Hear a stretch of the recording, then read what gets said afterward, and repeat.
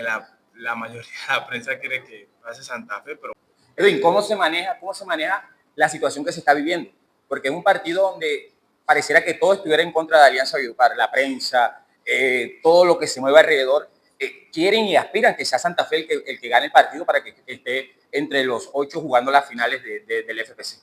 no, nosotros no, pues hablo en lo personal, no le estamos parando cuidado a eso. Todos sabemos que la mayoría de la prensa quiere que pase Santa Fe, pero bueno, nosotros estamos en lo que estamos y ojalá Dios quiera mañana podamos con nuestro fútbol y con la ayuda de Dios conseguir el objetivo. No, la gente siempre agradecido con ellos, que siempre ha estado con nosotros en las buenas, en las malas. Este equipo está luchando para eso, para llegar a una final. Todos sabemos que el partido de mañana va a ser una final y bueno, vamos a competirlo y ojalá Dios quiera nos podamos traer los 3 puntos a casa que nos dé esa clasificación.